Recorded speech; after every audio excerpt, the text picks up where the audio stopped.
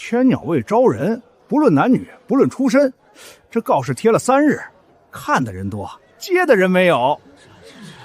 那是陛下新设的卫所，只听圣令。可掌事的2位，一位是丞相家的小姐，另一位是金枝郡主。就是那位横行京城的纨绔郡主，谁敢去他手底下当差？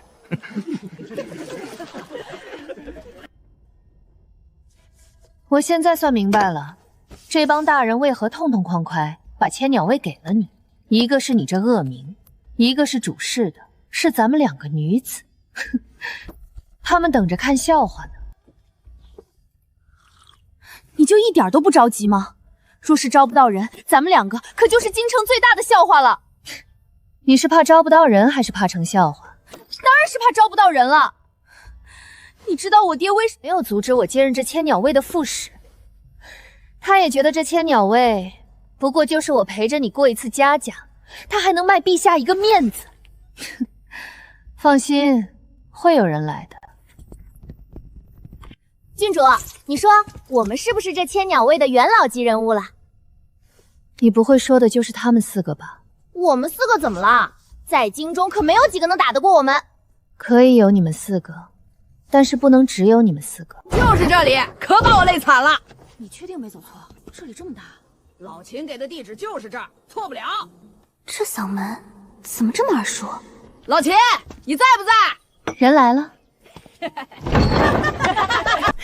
阿蛮，你们脚程这么快，我还以为你们最快也要3天之后能到达京城。老秦，给你介绍一个人。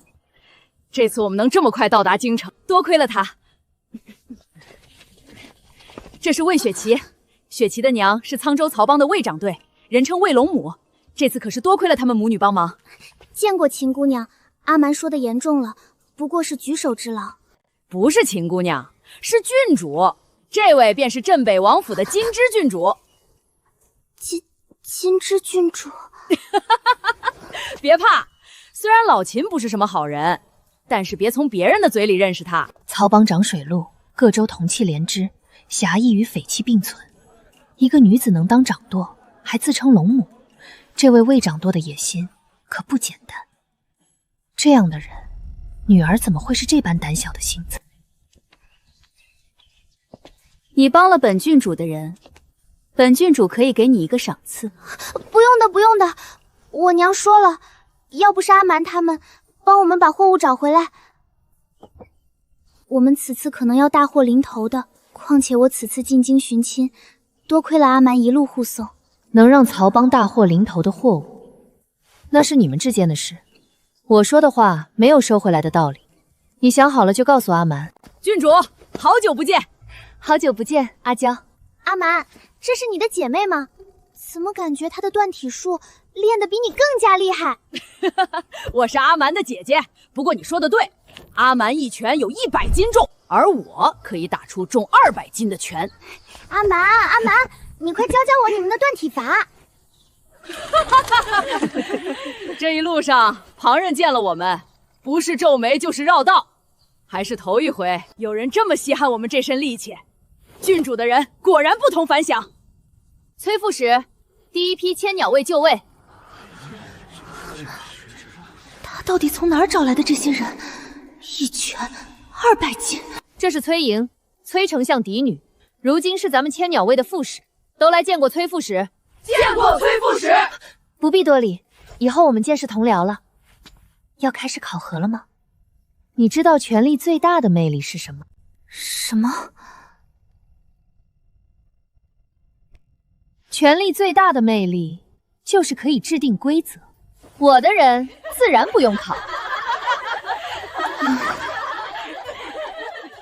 你不是最想跟云雀切磋切磋？今日大家都在，不如来一场如何？求之不得。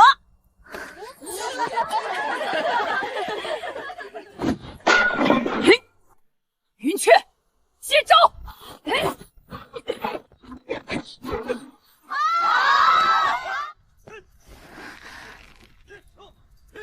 这要是千鸟卫的最低标准，往后谁还敢来投考？果然，老秦说没错，我打不过你。等我练些时日，再与你比上一场。好，我等你。请问这里是千鸟司吗？你有什么事？我是来考千鸟位的。进。郡主，有人来考千鸟位。你有何才能？要考文职还是武职？不知仵作算文职还是武职？你是仵作？你为什么要当仵作？没有为什么，家传的行当。谁规定这行当只有男子做的？女子想做，做了便是，哪有那么多为什么？你的考核由我亲自监考，不过考场不在这儿，晚点会有人通知你。民女白娟娟参见郡主。云锦，带她去吃饭，多吃些。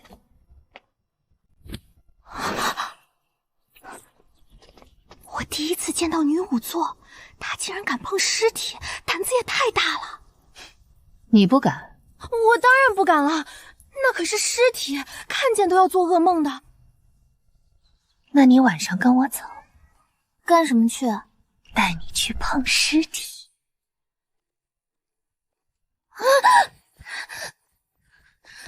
加上胡阿蛮他们，也才20几人。你就一点都不着急？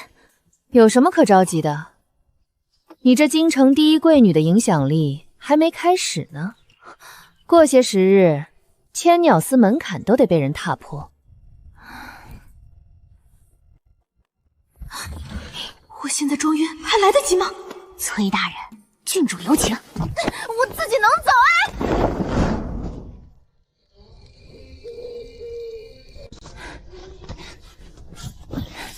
我们这样挖人家的坟不好吧？怎么总觉得背后凉飕飕飕的？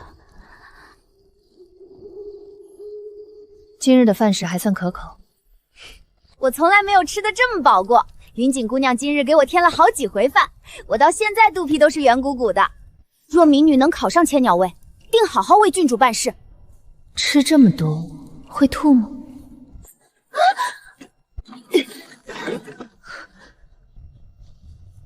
郡主，开了。别管我，让我回。郡主，我能把尸体搬出来吗？在棺材里我不好动手。两位姑娘还是后退一些。尸身腐了些时日，沾上晦气，别脏了你们的衣裳。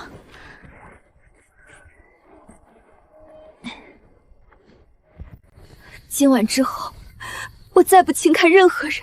这便是你的考题。郡主，这具尸身上头有人验过，只验了个大概。只要我验的比他多，郡主一定肯要我。你最好睁开眼睛，否则这具尸体会出现在你的后花园。魔鬼，大魔鬼！我就说他怎么可能跟善良沾边？捂着先，别看膝上，看他的手。居于高位，连具尸体都见不得，还有什么出息？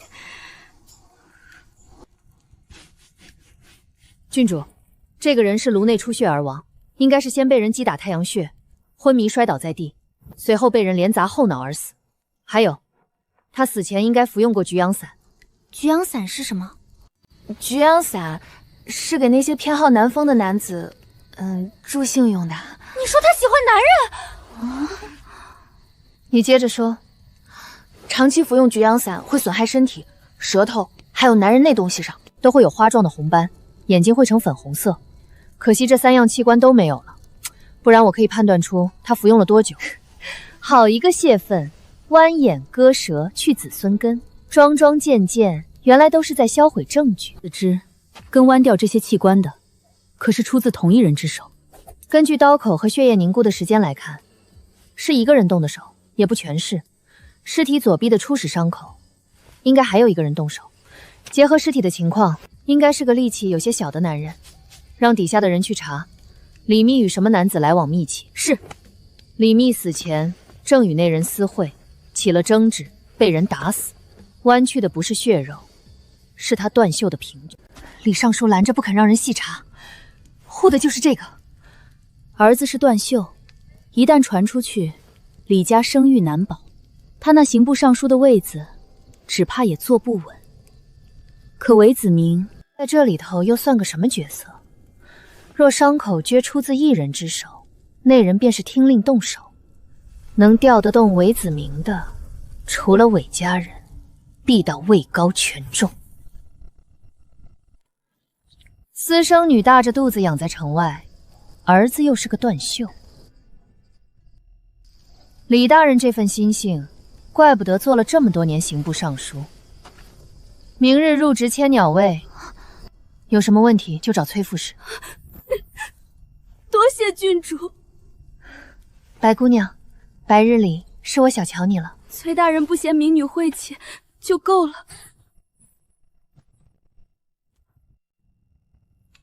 云锦，你送白娟娟跟崔莹回去，这团迷雾只差一层窗纸了。云雀，随我去会会当事人。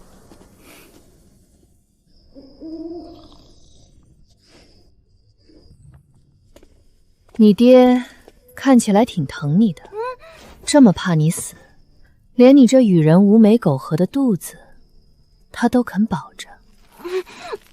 云雀，把他嘴里的布条扯下来。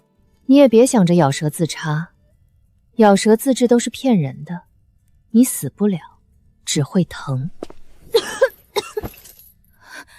你什么人？你肚子里的孩子是谁的？上回你寻死寻得那样决绝，仆人们却个个熟门熟路，想来不是头一回了。你不爱这孩子，回回寻死都带着他。可你爹闹出这么大动静，偏偏要保他，这怎么看都不对劲。回答我，我给你一个死的机会。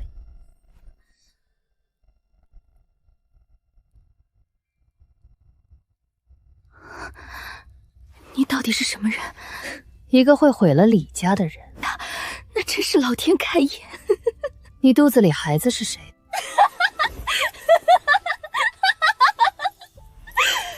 我敢说，你敢听吗？这天下没有什么是我秦京之不敢的。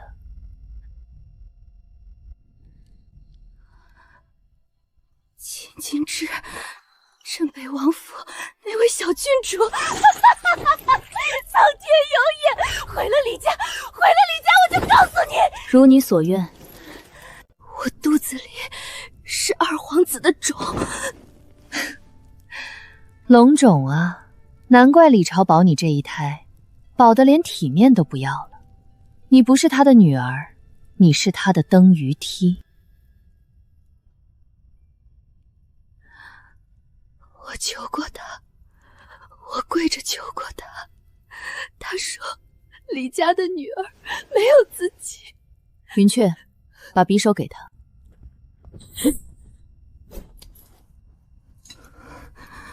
我会化作厉鬼，日日诅咒李氏一族。我诅咒所有李氏族人，世世无一善终，永堕阎罗。毁了，如你所愿。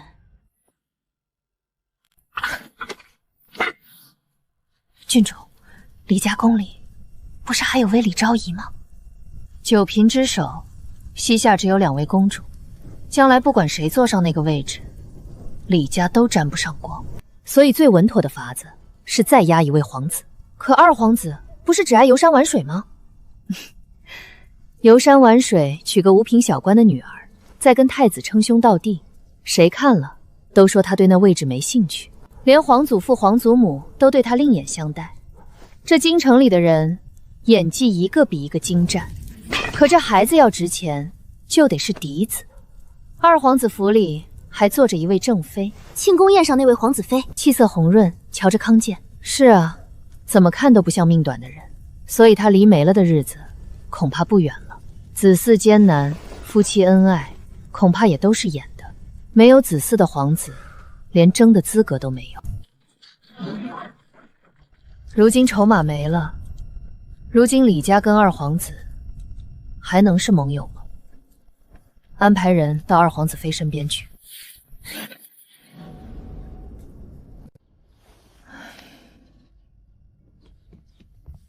崔大人，外头有人求见。这个时辰，谁会来千鸟司找我？崔小姐，诸位怎么来了？找我有什么事情吗？崔小姐，我们见了告示，听闻千鸟司无论男女都可以参加考核，一旦通过，进了千鸟司就是官绅，可是真的？自然是真的。如各位所见，承蒙陛下爱重，如今我已是4品官绅。崔小姐考核有嫡庶之分吗？崔小姐，是不是有了官绅，婚嫁便可自己做主？诸位，千鸟卫的考核只看才华，不看出身。只要你能通过考核，千鸟卫最低的官职也是9品。只要是官绅，那么你的婚嫁便可以璀璨而做主。原来我不过是个噱头，一个保证，能让他们冒大不韪走进这里的，从来不是我崔莹的名头，是郡主给了他们把握命运的权利。今日千鸟卫文职考核分5科：贴经、墨译、诗赋、事务策、经义。这是男子科考的题目，早知如此，我便不该来逞这个情。好啊，终于有人肯考一考我们对国家大事的见解。这样的考核，我们的才华不会因为是女子就被埋没。各位，开始吧。千鸟卫的官绅俸禄这么好拿，考官是4位姑娘，过20招，我看20米都用不上。请诸位站到各自考官所对的等候区，能在我4人手下过20招者为合格。如果各位准备好了，那么考核便开始了。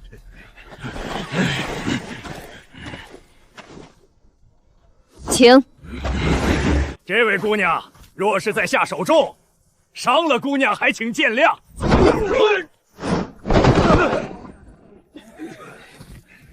下一位。合格。下一位。邪门4个人，连出招的路数都一模一样。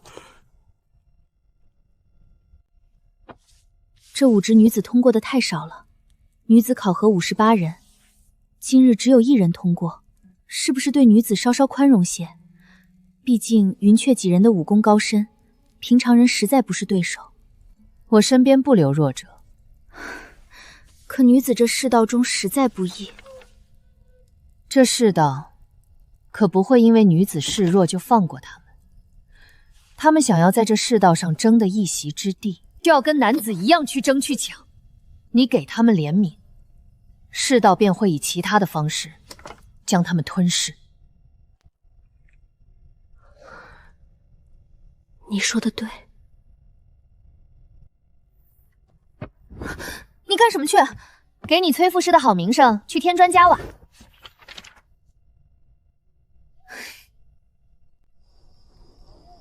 郡主来的正好，刚刚传膳，我去给您加副碗筷。郡主，什么情况？怎么都在？下个月是皇后娘娘的寿诞，往年皇后娘娘身体不好，陛下怕皇后娘娘劳累，只是简单操办。如今娘娘的身体大为好转，陛下想为娘娘大办一场。这不，4位娘娘都想为皇后娘娘筹办寿诞。帝后寿诞，筹办的人能从中大捞一笔，还能借着筹办的名义往宫里塞人，一举两得。沈明堂急着要一股风头，重述他在宫里的威信。德妃有协理六宫之权，不奇怪。倒是淑妃跟贤妃也掺进来了，如今一个个的心思都活泛起来了。今天什么日子，这么热闹？你来的倒是时候，坐我这里吧。娘娘挨着你，用饭都能多些。德妃说的没错，如今这宫中也就这皮猴能让我心情愉悦些。这德妃倒是会做人。不用了，我坐皇祖父、皇祖母中间，省得有人吃醋。切，在我跟皇后中间加个凳子。郡主一路进宫辛苦，先用些热的。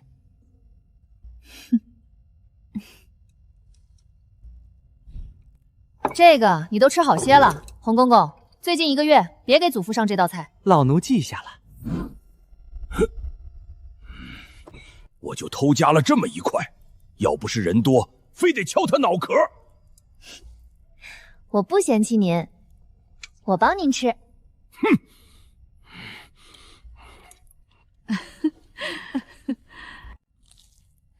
几位娘娘刚才在跟皇祖父、皇祖母聊些什么？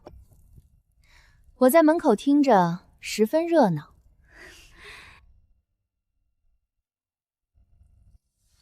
下个月是皇后娘娘的寿诞，本宫想着为皇后娘娘筹备一场，谁知3位妹妹竟然也有同我一样的心意，这不，正让娘娘做主呢。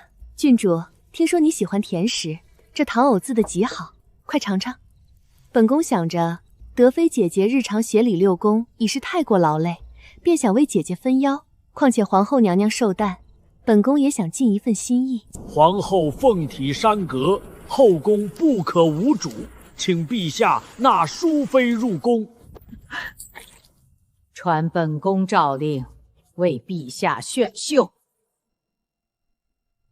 若不是杜家逼宫，皇祖母的身体何至于亏成这样？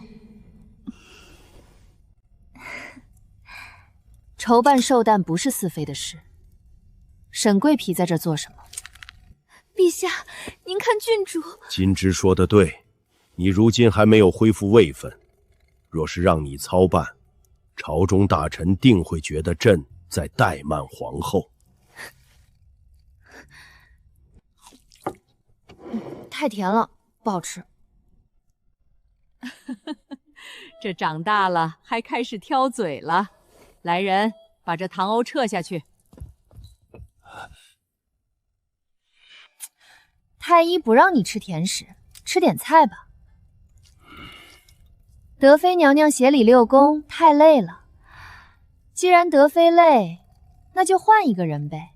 这要是给德妃累病了，不得说您眼压嫔妃。皇后娘娘，协理六宫是臣妾的荣幸，臣妾怎么会觉得劳累呢？多谢郡主体恤。贤妃不是刚说了，你协理六宫劳累？你要是累，就把协理六宫之权交给他呗。我看贤妃娘娘挺乐意帮你分担的。郡主误会了，本宫只是想尽一副姐妹情谊，绝无其他非分之想。你这皮猴，少拿娘娘们打趣。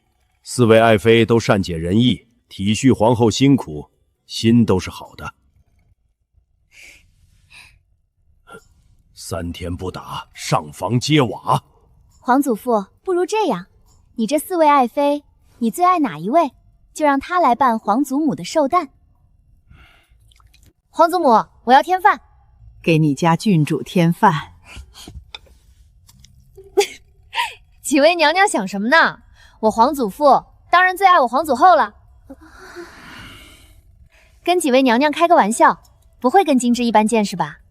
郡主多虑，你自小养在陛下跟娘娘膝下，跟我们皇室的公主也没什么差别，都是自家小辈，开开玩笑无伤大雅。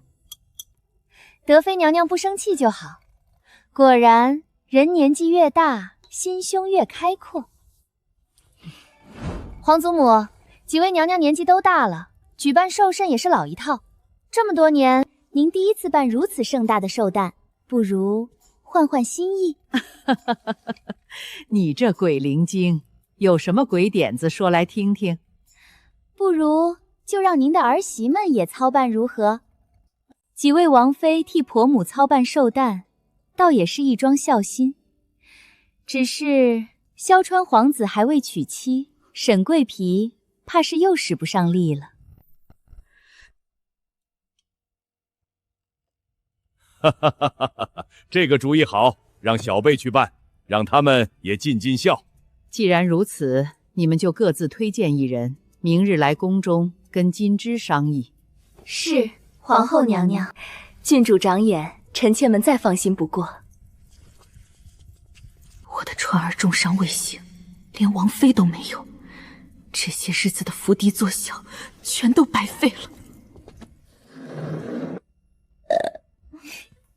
明日谁来，几位娘娘压的是哪位皇子，就全摆上台面了。你呀，一顿饭的功夫，把一池水全搅和了。看看，不愿意待在交房殿，就回你的御书房去，少在这儿给我摆脸色。哼，这论册是何人所作？来千鸟司考核的女郎做的。怎么样？这样的才华，比那些靠家族蒙印才得个一官半职的世家子，是不是强多了？我晋国人才济济，连娇养闺中的奴娘们都有如此抱负，何愁我晋国不繁茂昌盛？这世道给女子的规矩实在太多。本宫当年征战沙场，在京中那些世家眼里也是抛头露面、上不得台面的。可这晋国的安稳、桩桩件件都是将士拿命换来的。如今竟有女郎肯来破这教条，好得很。这文章值个7品官吧？我说你这皮猴进宫干嘛来了？原来是给你的千鸟司要恩典来了。让洪公公亲自走一趟呗。京城的鱼儿精得很，没有鱼儿怎么上钩？这是头一批，我乐意给他们抬抬脸面。洪德全没听到郡主的话，你指吧。还请问郡主，给这2位什么官职？奉天承运皇帝诏曰：施家嫡次女施云慧才华卓然，通过千鸟司考核，封千鸟司经历之士，正7品。明日于千鸟司报到。民女施云慧接旨谢恩。奉天承运皇帝诏曰：郭家树13女郭南珍才华卓然，通过千鸟司考核，封千鸟司经济都市，从7品。明日于千鸟司报到。下官蒙祖印半生，才得个7品，小女竟是从7品。我们做的考卷竟真的过了陛下的耳目。崔大人一点不藏私，能得陛下赏识，这是多大的荣耀！早知如此，我也该再用些功。千鸟司明年还考不考了？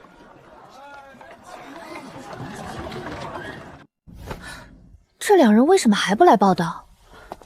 不会是家中不放人吧？哼，女子为官，千年难逢独一份，他们家里未必肯放人。你干什么去？抢人啊！这小马菊还挺爱臭美。我也要骑吗？不然你走着。你不会一开始就打算抢人吧？哼！施云慧跟郭南娇是你特意挑选的，18个人里跟他们俩不相上下的还有好几个，你偏偏只娶了这2人，你早就知道他们家里会拦。陛下亲自封官，你亲自下场抢人，这么大的动静，你是闹给全京城的女郎看的。只要他们敢争、敢抢、敢破这世道的束缚，我秦京之就是他们最大的底牌。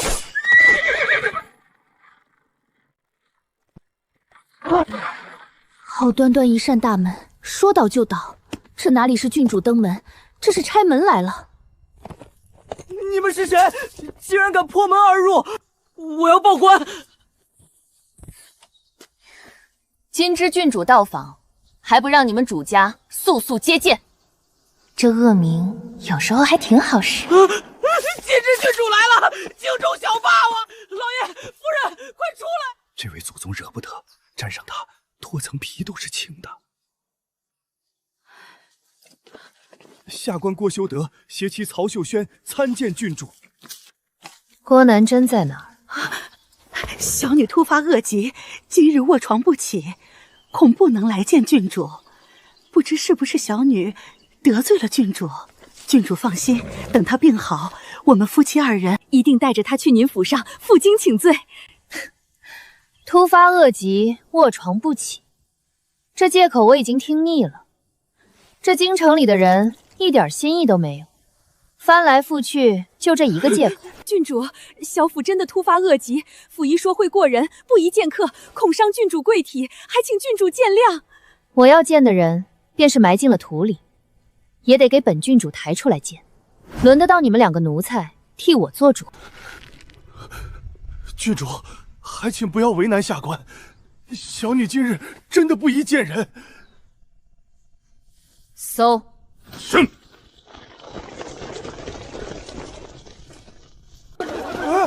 郡主，您这是做什么？就算您是金枝玉叶，也不能强闯郭某宅邸。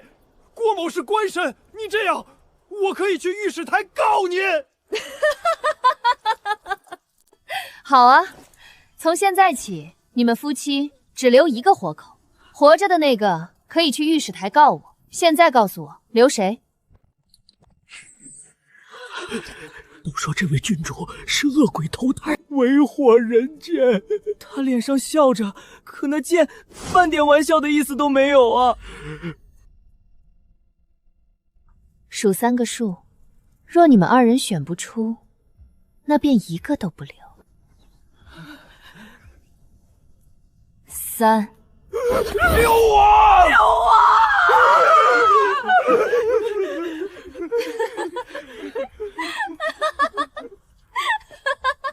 夫妻本是同林鸟，大难临头各自飞。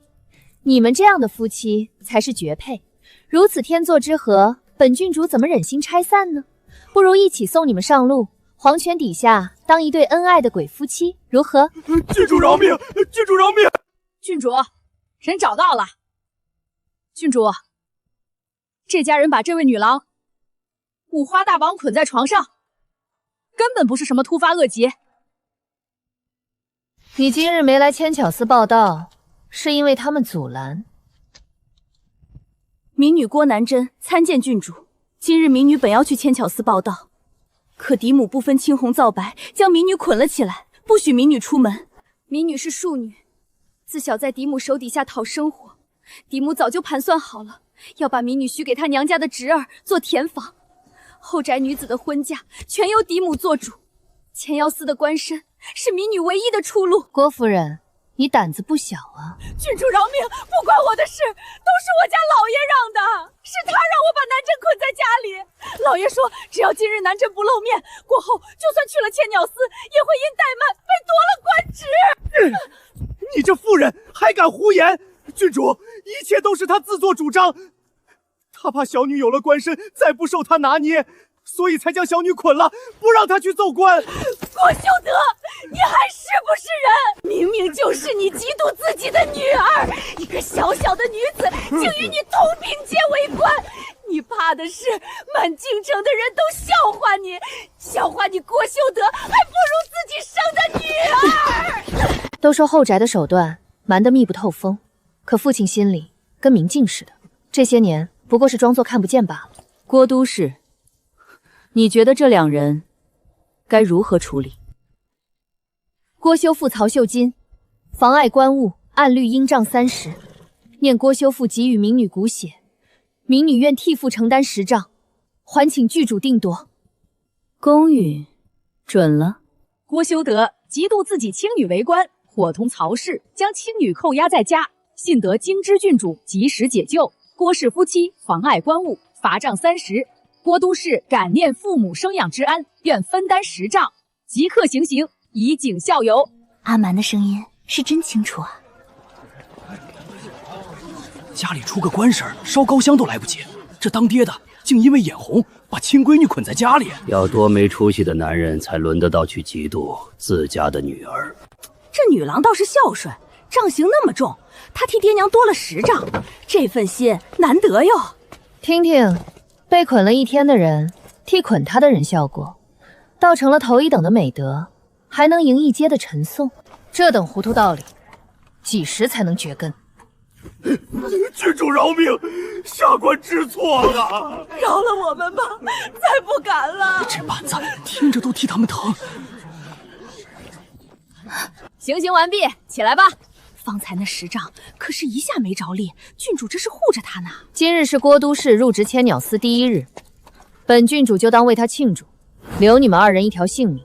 不过记住了，本郡主向来护短，若是还有下次，本郡主就成全你们，做一对鬼夫妻。找一人去师府，将郭家的事完完整整讲给看师大人听。半个时辰后，我会亲自登门去接师之官。得令。郡主这一罚，那些心里有顾虑、不敢来千鸟司的人，往后再没了后顾之忧。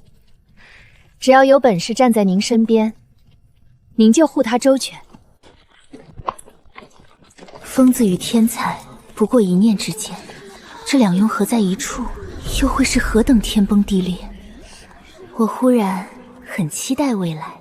奉郡主令，郭家之事一字不漏，说与师大人听。郭修德嫉妒亲女为官，将人绑在家中，郡主破门救人，按律罚杖30，以当街行刑。半个时辰后，郡主亲自登门来接师之旦上职。宫宴上敢当面暗讽沈贵妃是妾的，满晋国找不出第2个。帝后越宠她，她越敢做。这位祖宗，咱们施家得罪不起。老爷，咱们关着云慧，虽不是嫉妒她，关着就是关着，再不放人，郭家夫妻那顿仗就是你我的下场。快去后院请2姑娘出来，更衣，开正门。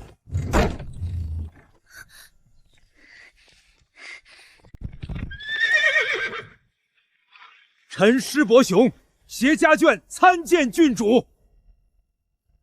师都氏报到第1日就迟到，罚俸半月。民女领罚。以后你们2人就是官绅，隶属千鸟司，遇到上峰要称属下。属下遵命，跟上吧。破门毁宅，当街行刑，又登门锁人，横行霸道，目无刚戾。刚戾不刚戾的老身不懂，老身只看见人家护短是真护短。施家5品门第，不缺你一口饭一份嫁妆，何苦来千鸟司受这份苦？嫡姐已经嫁了，家里轮不到我去担什么家族重任。我就是不想嫁给连面都没见过的男人。我是一个人，不是家亲走兽，不是货品。千鸟司的考核往后都交给你。是，明日一早我亲自来开这扇大门。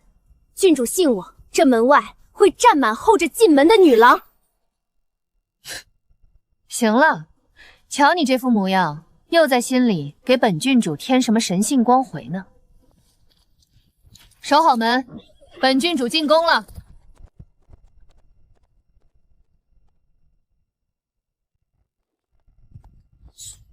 太子家眷今日是否入宫？回郡主，今日只有3位皇子妃进宫，并没有太子家眷。去给柳依依递话，今晚出宫后，我有话问。属下领命。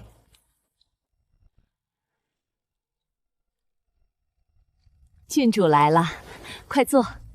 皇后娘娘为我们准备了甜汤，去暑最好了。说说你们的想法吧。不如我们办一场与天同寿，祝贺皇后娘娘千秋万代。我觉得应该办一场百鸟朝凤，更能体现皇后娘娘的尊贵和万民的臣服。一个要你与天同寿，那是庙里驼背的千年老龟才有的福分；一个张口万民臣服，他婆母身后的母族头一个就不肯服，还敢给皇祖父脸色看呢。既然是皇后娘娘的寿诞，自然要让皇后娘娘开心。不如我们请些戏班子杂耍。听说皇后娘娘闺中时最爱听戏，俊集一下如何？整场寿诞，请戏坛子杂耍，到底是小官家的女儿，真是上不得台面。皇后娘娘的千秋寿诞，让满殿听一天锣鼓点子，亏她想得出来，倒是有趣。只不过，整场寿诞只有戏团杂耍，看一出是解闷。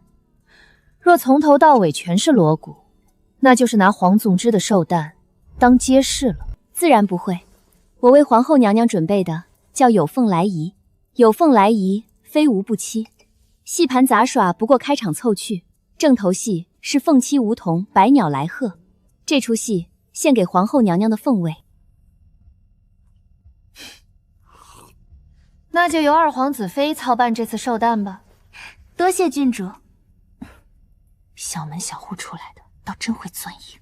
时辰不早，臣妾宫里还有些杂事，先行告退。恭喜皇后娘娘得了个好寿诞。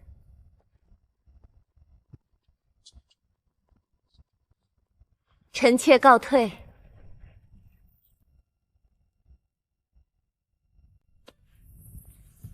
怎么就剩德妃跟二皇子妃了？没选上，生气了呗。郡主爱说笑，倒是这位姑娘看着眼生。这皮猴心疼我的旧疾，特意给我寻的大夫调理身体。别说，我这旧疾已经好得七七八八了。柳依依见过德妃娘娘。娘娘这旧疾是当年随陛下征战落下的，连太医院都束手多年。柳姑娘竟有这等本事，解释如此，一家各有所长，民女恰好对症罢了。恭喜皇后娘娘，贺喜皇后娘娘。皇后娘娘如今凤体康健，真是上天保佑。让二皇子妃操办本宫的寿诞，真是辛苦了。过后我会让陛下好好奖赏老二的。皇后娘娘这是哪里的话？这都是他们小辈应该做的。本宫与德妃说说体己话。好孩子，去院子里找金枝玩吧。是，儿臣告退。16、17，郡主接好了。哎，二皇子妃会踢毽子。失礼了，郡主见谅。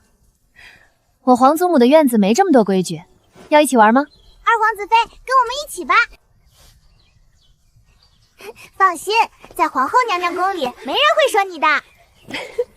自打嫁进皇家，这东西我有好些年没碰过了。那今日补回来，二皇子妃给你。好久没这样自在过了。皇祖母这院子进来了就别端着，端着累。外头都说郡州张扬跋扈，不讲情面，今日一见，倒和传闻不大一样。传闻没错，本郡主就是不讲理。哼，只看对谁讲。我的口直吃花了。那倒没有，但是你今天的眉毛画的有点粗。真的假的？我这眉毛可是画了好半天时间呢。好啊，飞燕，声东击西，全进你肚子了。先下嘴为强。二皇子妃这样看我，是不是我有什么不妥？郡主，刚刚听闻这位柳姑娘医术高超，不知道可不可以请这位柳姑娘为我诊一诊脉？找间清静的厢房，带二皇子妃跟柳依依过去。多谢郡主。郡主不问缘由，还替我寻清静地方，这份周全我记下了。二皇子妃，请吧。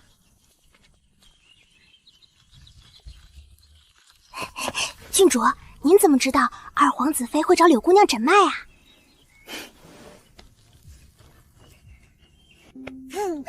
你说，身为皇家媳妇，最重要的是什么？我知道，是背景。怎么几日不见，懂得这么多了？不过那是没嫁进皇家才需要考虑的，已经嫁进来的，最重要的当然就是皇嗣了。哦，二皇子妃跟二皇子成婚多年都没有小皇孙，所以他想让依依给他个孩子。这话怎么听都不对劲，偏偏又挑不出毛病。那郡主为什么不直接让依依给二皇子妃诊脉？这样二皇子妃还能欠您个人情。我家飞燕还真是长大了，还知道收人情了。不过本郡主就喜欢别人求到我头上的样子。郡主威武！二皇子已经下场争储了，膝下没有子嗣便是头等大事。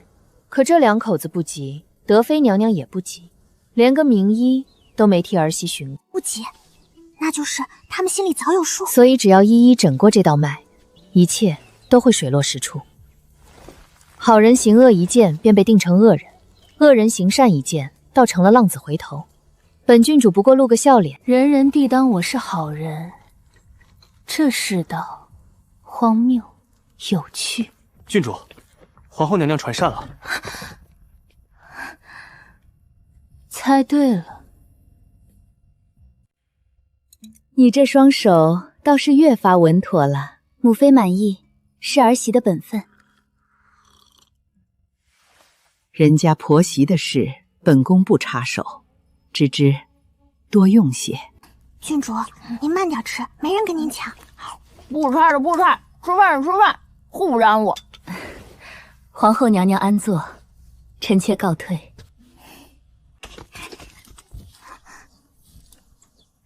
你猜猜，我今天给那位二皇子妃诊脉，发现了什么？惊天大秘问！他被人下了绝嗣药。你怎么知道？不然我为什么要你给他诊脉？我有那么好心？我就知道，今天的你也太好说话了，我还当你转性了呢。果然，事出反常必有妖。该说不说，给他下药的人还挺心狠的。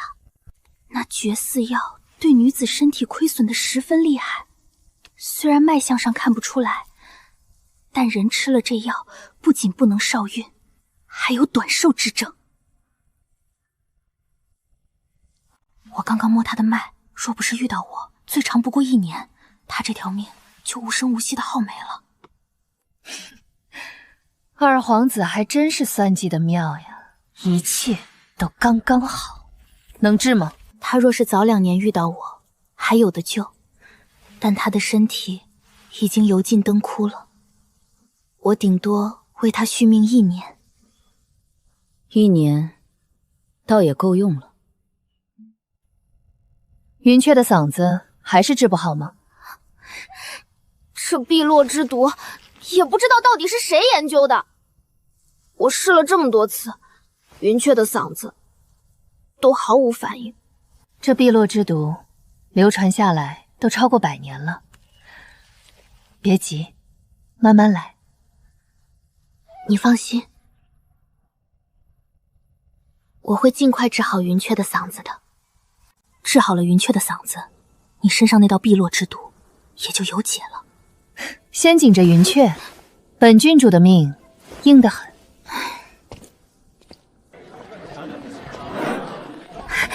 郡主，正妻，那晚在政府，你蓬头垢面的，跟眼前这张脸对不上号。民女在这门口蹲了3日，才蹲到郡主。我这几日正准备去找你，跟我进来吧。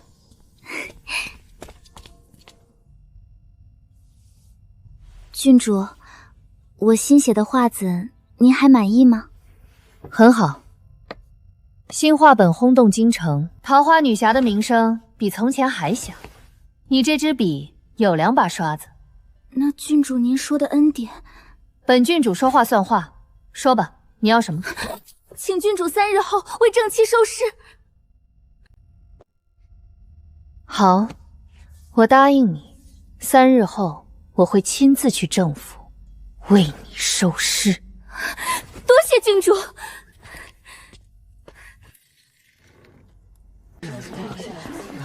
这是正妻小姐。你眼神还挺好，刚才在门口我差点没认出来她。她来做什么？找你走后门的？她求我3日后给她收尸。什么？收尸？她的意思是3日后她人就没了？那她为什么不求你救她？可能是还有比生命更重要的事吧。你答应了？我许他恩典，自然要说话算数。后宅里沾上鬼神之说，轻则被逐出家门，重则要架上火堆。他还敢走这条路，可见这桩事比他的命还重。这郑家的水深得很，他不说，我也不问，3日后自会知晓。那你带上我，我还挺好奇的。好，我就喜欢你这副没什么慈悲心的样子。这话是夸我？是夸你，高位上坐得久了，慈悲这东西早就被磨没了，你省了磨的功夫。绑出来了，都让让！中了，我中了！落榜的也别垮着脸，考核1年1回，明年再来。从今日起，这千鸟司算是正式立起来了。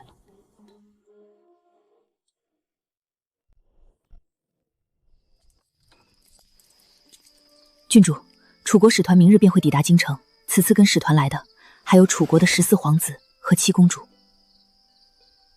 14皇子跟他不是一母同胞，感情却深得很，是皇甫南风手里使得最顺的一把刀。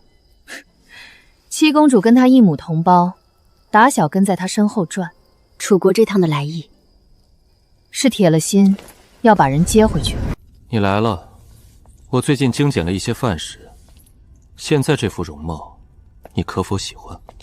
饿着肚子保容貌，堂堂9皇子倒做起了痴心人。吃穿用度，本郡主可没短过你。楚国使团明日就要进京，你的14弟还有7妹也来了，想你的小跟班吗？哼，你以后可是他们的皇嫂，被他们听到你这样说，又要闹脾气了。还敢发脾气？那我还是捅得轻了。当年在楚国，本郡主伤得太重，不然哪轮得到他们活着回去？怎么今日过来了？我还以为使团进京前你都不会再出现了，是想我了吗？玉香伞不知加了多少，他竟还站得起来，这人邪门得很。这是颗毒药，敢吃吗？只要是你喂的。好啊。你不会以为我是在骗你吧？这是断肠丹，1个时辰你就肝肠寸寸断，神仙也难救。我若没了，你不怕2国战事再起？你该知道，我三哥不过就是个靶子，就算没有我，那个位置他也坐不稳。我若折在你手里，便是楚国出兵最好的由头。我还以为你真不要命呢。你想要什么？真聪明，把你们楚国的暗桩名单写给我。2国的暗桩都为战士出过大力，拔了你楚国这些钉子，往后就算再打，赢面也在我手里。原来你想要这个，我要是不写呢？那你就认命呗。你舍得眼睁睁看着我没了？皇甫南风，你是一条毒蛇，你知我知。只要放你回楚国，你一定会重燃战事。既然横竖都要打仗，我自然得换些东西。你写或不写，我都没所谓。不过你这样喜欢我，我会让你在闭眼之前见到的最后一个人是我。皇甫南风不过是一些暗桩，用它们换你的命，多值呀！你不会到了这会儿才要装圣人吧？给我拿纸笔。这才对嘛！关了你这么久，本郡主等的就是这一刻。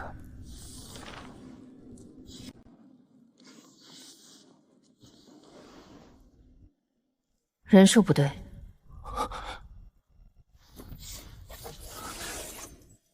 人数不对。我所知的全在这上面了。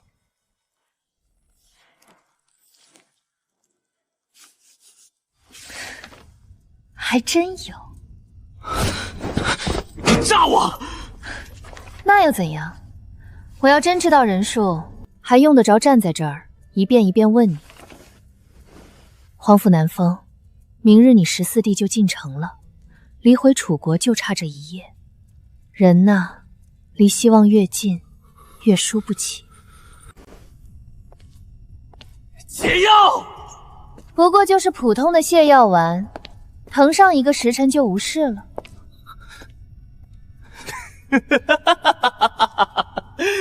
秦金枝，我一定会让你成为我的女人。皇甫南风，我劝你不要在我身上浪费力气，你值得更好的，但不是我这种最好的。早点睡吧，梦里什么都有。秦金枝，你跟我一样是个疯子，很快了，等我拿回我的一切，秦金枝、晋国，我都要。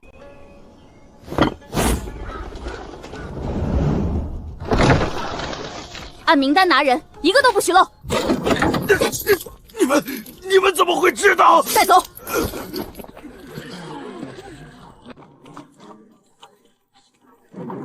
进了城门还不下马，这是把咱们都城当他楚国的马场了。来使骑马进城，就是欺我晋国无人。前方何人？竟敢阻挠使团进城？下马。大晋还真是窝囊，竟然派一女子前来挡路。不过本皇子可不是什么怜香惜玉之人，赶紧给我让开，否则我一边抽烂你的小脸。我说下马。我不下马，你能奈我何？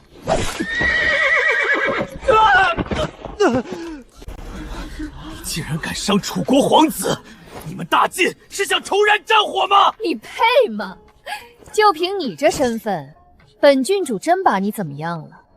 你父皇会为你派一兵一士吗？所有楚国人立即下马，否则这就是你们的下场。你们晋国这是要毁约，若是下马，我楚国颜面何存？3个数，楚国还有人没下马，我会将所有使团的人就地解决。我等着你们的皇帝派兵来打。你敢！若不是你们晋国使了阴谋手段，我们楚国怎么会签降书？真若再起战事，你们晋国打得起吗？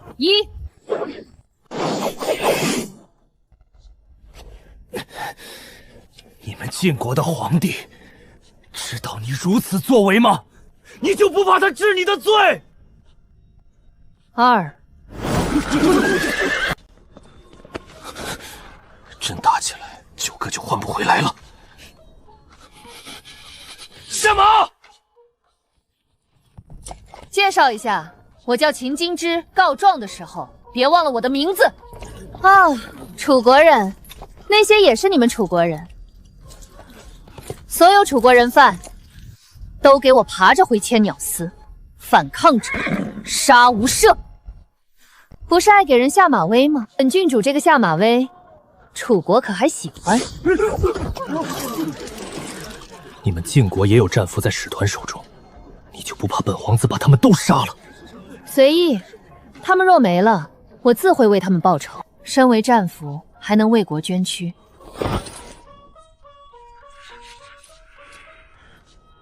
这一刀也值了。郡主为我！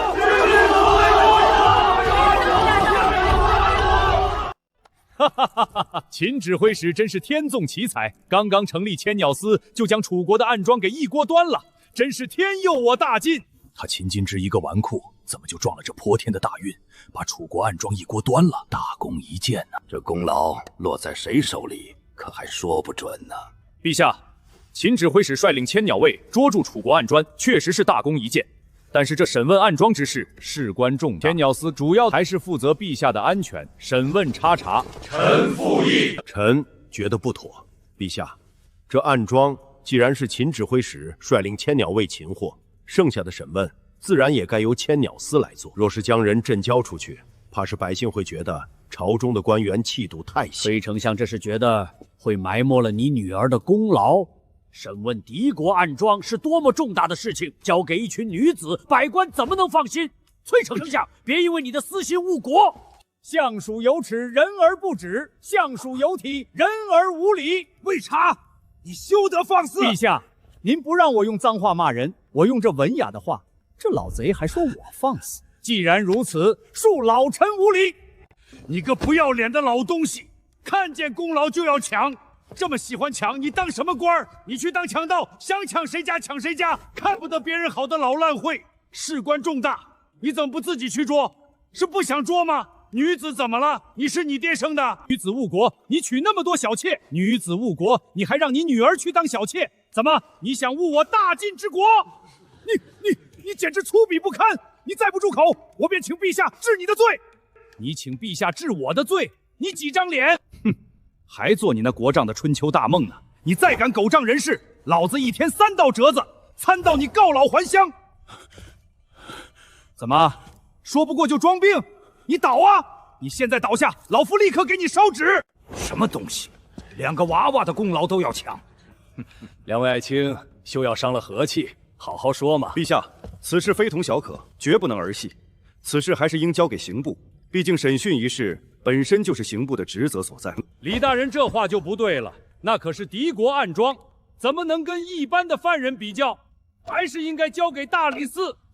2位大人，既然暗桩是在京城之内被捉住的，那就应该交给我们巡城司。众位爱卿都言之有理，但是毕竟暗桩是由千鸟司抓获，朕直接剥夺他们审问的权利也不太好。这样，你们谁想提审，就去跟秦指挥使商量，只要他愿意将人交给你们，朕绝无二话。不过一群小姑娘糊弄几句，人自然就到手了。朕可是准了你们去要人的，要不到可就怪不得朕喽。诸位爱卿，祝你们好运。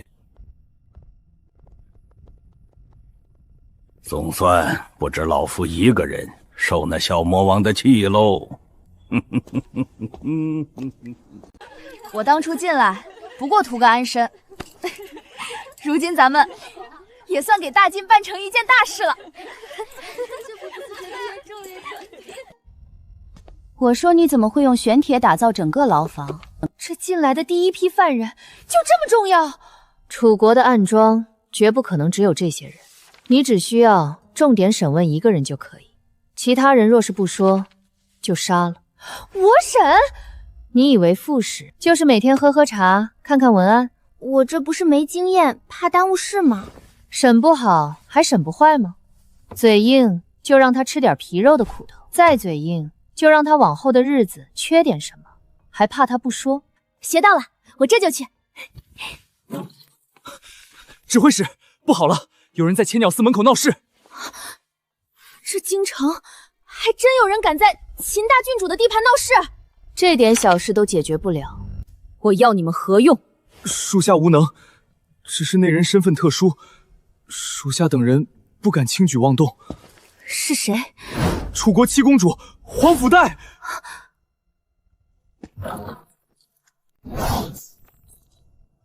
我告诉你们，赶紧把我们楚国人放了，否则别怪本公主拆了你们的破地方。都稳住，楚晋两国正义联姻，他保不准就是来和亲的人选。郡主抽的使团的脸，那是有陛下撑腰，咱们真伤了他，不好交代。你们晋国人都是卑鄙无耻的孬种，再不放人，别怪我不客气。你是什么东西，也敢？住手！胆敢伤我们七公主，你是不要命了吗？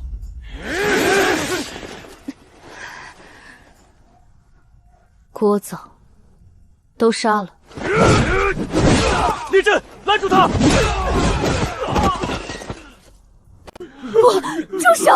我是楚国七公主皇甫岱，你是想让我楚国踏破你们晋国的城门吗？千鸟司门前闹事者，杀无赦。这点小事都处理不好，所有当值的千鸟卫罚封半月。郡主不是怪咱们没动手，是怪咱们弱了千鸟司的脸面。往后记住，天塌下来有郡主顶着，咱们只管把本分做好。战败国也敢叫嚣，你敢伤本公主，本公主一定会将你碎尸万段！大声一些，我听不到。我一定会把你碎尸万段，挫骨扬灰！真听话。来人，把这个听话的公主跟那帮楚国奸线关在一起，外头这些人抬回使团去，告诉他们，想要回七公主，花钱来赎。我就说这左眼皮怎么一直跳？指挥使，拿了赎金换对石狮子，这对不齐拍。都说这位小郡主霸道跋扈，今日一见，果真惹不得，这才解气。一个敌国公主也敢在咱们晋国撒野，就得小郡主来治他们。纸单上收起下巴，绷紧脸，审不好，还审不坏吗？这晋国竟然还有如此漂亮的小妞，家住哪里？可有婚配啊？小妞，你们晋国的男人都不顶用了吗？竟然让个女子出来！你来真的？等，姑奶奶，没了之前的姐，有话好说。大姐，你到底要问什么？你倒是问啊！你就拿着这刀子捅！你是变态吗？你这么大声干什么？郡主只教我往四肢上捅，没教我先问什么呀？叫什么？我没叫。我问你叫什么名字？南陵。你们楚国在晋国的暗桩一共多少人？你们的任务是什么？你上面的联络人是谁？你受命楚国的哪位上居？你是第一回审问犯人吗？你问这么多，我先回答哪个？你怎么知道？你不想说吗？楚国在晋国到底埋了暗桩，我也不清楚。我们的任务是偷军方图，我的联络人在抓捕那天已经没了。我只是个喽啰，受命的是哪位上峰，我真不知道。除了京城，其他地方的暗桩怎么跟你们联络？都是跟联络人接应，底下的人也不知道其他暗桩是什么人。你们这样背井离乡，也是不容易。想家吗？自然是想的，只是我们这样的人哪有选择？是啊，哪有选择？人啊，总是不能选择自己的命运。小姐，你捅了我2刀，我都没像你这样子，好像还是我欺负你了。楚国什么样子？好玩吗？楚国当然好玩了，比晋国繁华多了，连城墙都比你们晋国高些。你笑什么？我说的是真的。高有什么用？你们楚国来签降书的使团都已经进京了。我家中有位长辈喜欢到处游历，他给我带回过一坛酒，口感绵软，还有股淡淡的梨子香，我挺喜欢的。不过应该是喝不到了。为什么？我家规矩有些多，只有那位长辈比较随性。1年前，算了，不说了，就让它成为一点遗憾吧。你说的应该梨花落，其实楚国还有一种酒比梨花落更好喝，叫踏雪寻梅。使团来晋，带的礼品里就应该有这个。我看你家境应该不俗，讨上一坛应该不难。你在楚国应该身份不低吧？我以为你只是统领京城中的暗桩，现在看来，整个晋国的暗桩你应该都能调动吧？你说什么我听不懂。梨花落只有楚国的国都才有，我只说了口味，你便能叫出名字，证明你喝过。这酒在楚国300两一坛，你说你小喽啰，这酒你怎么喝得起？聪明人一招错，满盘皆落索。我自是喝不起，在楚国是旁人请我喝的。哦，是谁？你应该知道我想问什么。给你1晚上的时间，明天我希望能得到答案。若是我不说呢？当然是折磨你了。我这条命没了，你什么消息都得不到。那有关系，你有一样真的猜对了，我真的是第一次审问犯人。你说你这样重要的犯人被随意的丢给我，你的性命重要吗？真脏！来人，给他止血。好不容易分给我一个人，一会儿人没了，我捅谁去？明天见。当个疯子可真累人。秦京之要是真开戏班子，我这演技能登台了吧？审完了，这个人在楚国应该身份不低，能调动暗桩，但是应该不是楚国安插在晋国的暗桩统领。怎么说？我问他楚国什么样，他说楚国的城墙都比晋国的高，证明他没来晋国前是生活在楚国的国都。我说想喝梨花落，他说踏雪寻梅比梨花落好喝，还说使团里的礼品单上就有这种酒。他连礼单上有什么都知道，你看我说的没错吧？还能是小喽啰？哼，他都能被我骗住，暗桩统领这个德行，楚国离亡国也不远了。你倒是另辟蹊径。他那眼神里对女子的轻视都要溢出来了，那我就顺顺他的心意。你说他的身份能不能管楚国舀点东西？那就看崔副使能不能撬开他的嘴了。明天换一套说辞。指挥使，大理寺卿袁大人、巡城司王大人、刑部尚书李大人求见。今天这么热闹，让他们等着。他们不会是来要人吧？这帮大人不能这么不要脸吧？天大的功劳面前，脸皮算什么？云雀，你不会是要睡觉吧？我劝你也去睡一觉。我忽然就困了呢，我明天应该把环儿也带来。锦之郡主到底什么时候来见我们？指挥使公事繁忙，忙完了自然会见几位大人。他能有什么公务？既然他有事，我们找崔莹崔小姐也可以。崔副使也在忙公务。哼，这千鸟司的官威倒是大，一个小小的千鸟卫竟然敢对本官甩脸色。既然几位大人无事吩咐，卑职告退。太不像话了，简直就是1级4月！太过分了！我等好歹是朝中为官多年，这锦之郡主竟然就这样把我们晾在一边。哟，几位还在呢？几位站着做什么？快坐。郡主，明人不说暗话，敌国暗抓事关重大，审问还是应该交给我们大理寺。审问一事从来是我们刑部的职责，还请郡主将人交给刑部。这暗桩在京城中抓获，理应由我们巡城司接手。行啊，几位大人准备给我多少银子呢？什么银子？哎呀，几位大人，不会是想空手套白狼吧？请郡主莫要再胡言乱语。在这儿，请叫我秦指挥使。你们知道的，本郡主一向不喜欢仗势欺人。你们若是换我郡主，是要给我磕头行礼的。秦指挥使，还请你以晋国存亡为大任，将人交给刑部。晋国的存亡，如果我记得没错，这晋国的边疆可一直是我秦家守着的。战败国的使团今日刚进京，以大晋存亡为大任，我秦家可是拼了个干净，只留下一个孤寡老头，还有一个弱智女流。李大人，这是一句话，要把我秦家的功绩抹个干净。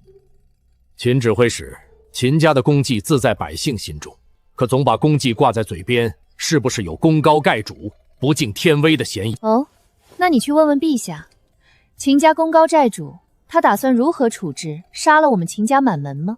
不如现在就进宫问问陛下。秦指挥使，女子做审讯一事，终究还是不妥。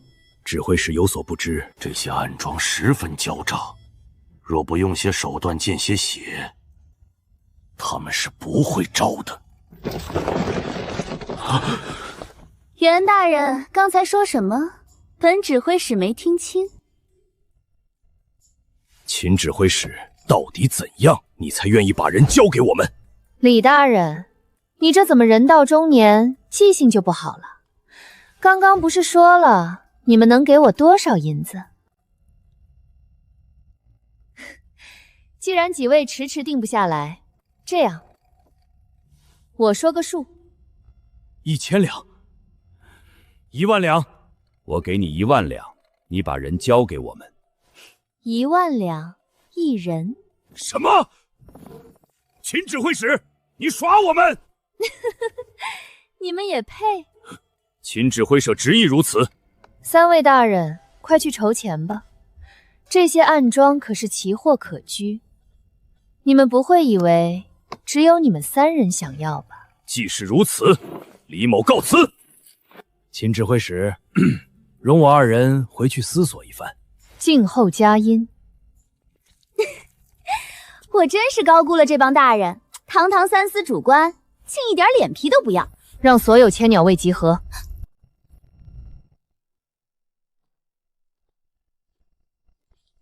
今晚会有人来劫狱，凡是闯进千鸟司大牢者，一个不留。晚上这就交给你了。你不在这坐镇？咱俩留一个就行。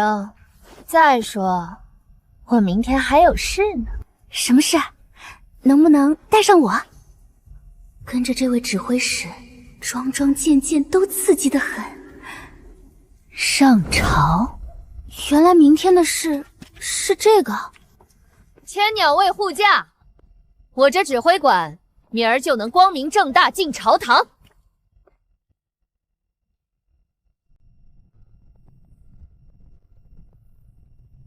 头一回上朝，倒要瞧瞧都有哪些老熟人。哟，正主来了。老头儿，听说这几日在殿中十分威风啊。你这小混走怎么来了？上朝啊，千鸟卫总指挥使，负责贴身保护陛下安全。你就是你皇祖父最大的不安全。你看什么？皇祖父要是真有危险，我就把你这老头当武器扔出去阻敌。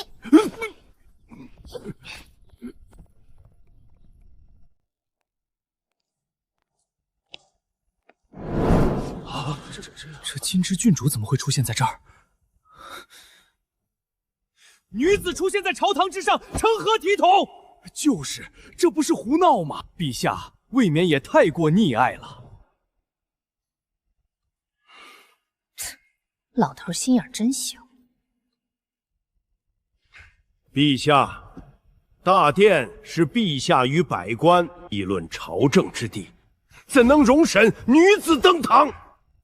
敢问杜尚书，千鸟卫成立之初的用意是何？自然是保护陛下的安全。所以杜尚书是在故意找茬。杜尚书，上次都跟你说，别胡闹。这上朝呢，我护驾，名正言顺。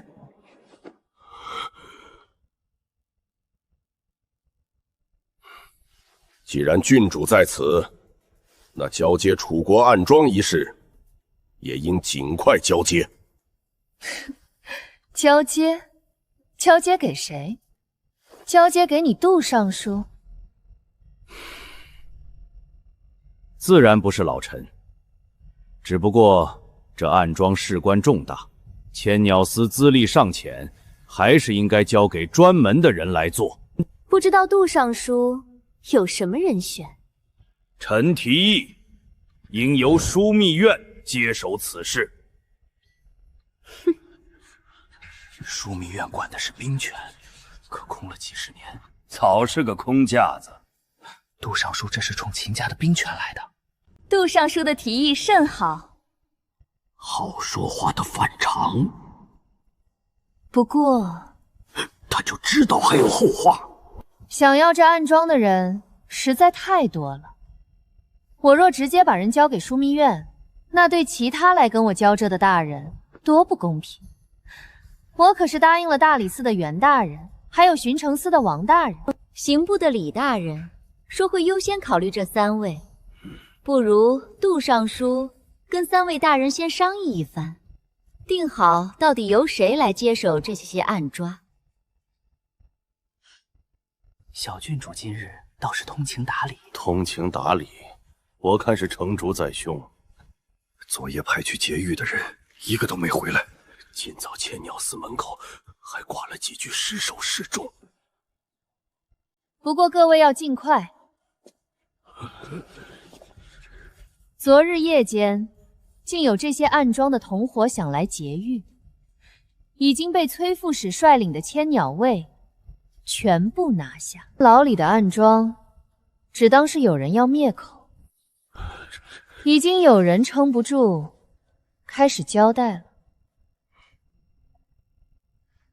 各位大人若是再慢些，就算把人交给诸位，也没什么用了。人都开口了，咱们再抢还有什么用？就依郡主所言，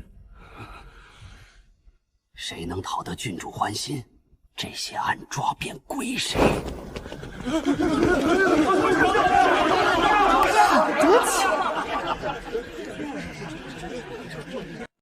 众位爱卿，可还有其他事情上奏？陛下，臣有事启奏。楚国使团已经进京，宏图司已将人安排在了驿站，等使团休整，明日进宫见驾。此事由你弘离寺督办，莫要出什么差岔，节外生枝。是，陛下。陛下，弘离寺少卿一位一直空缺，臣要举荐一个人。这少卿都空了多少年了？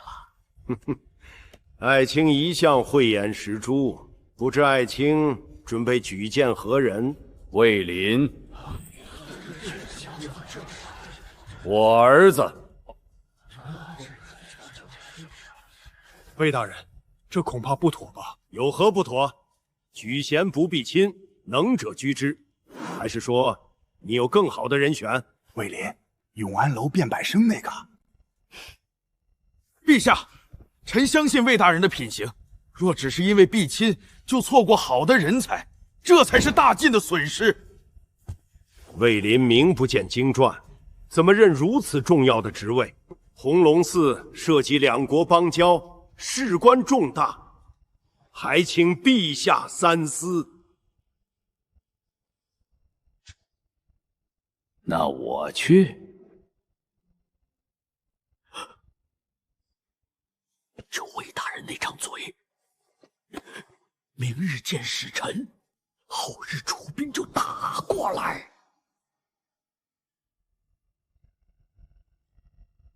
使不得，使不得！魏大人在朝中举重若冰，怎么能到我那小小的红驴司？微臣年纪渐渐老了，正缺一位年轻人帮帮老夫。魏大人的公子，微臣是十分满意，还请陛下恩准。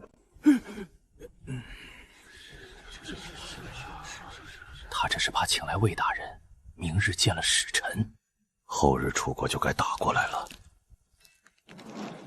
鸿胪寺主事既然是娄昭，他都这么说了，朕自然没什么好说的。洪德全，你旨封魏林为鸿胪寺少卿，明日即刻上任。多谢陛下。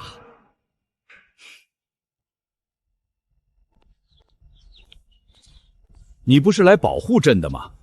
这又干什么去？这都快晌午了，当然回皇祖母那儿用午膳。您没人等着吃饭，我可有人等。小兔崽子，你站那儿别跑！陛下，陛下，注意龙体！陛下，这小兔崽子还真能跑。您没事该锻炼锻炼了，这么点路就累成这样。陛下这是怎么了？先去给陛下撑伞吧。郡主，陛下应该不怕被晒黑吧？快去吧。好你个小肥燕，朕平日待你这么好，有什么好吃的都想着你。你这心里就只装着这小兔崽子。陛下您玉树临风，晒黑一点也不耽误您帅气。可郡主皮肤这么白，万一晒黑了可不得了。啊，对了，郡主，二皇子妃来给皇后娘娘请安了。她说有些寿诞的事想跟您商量，这会儿正在宫里等您呢。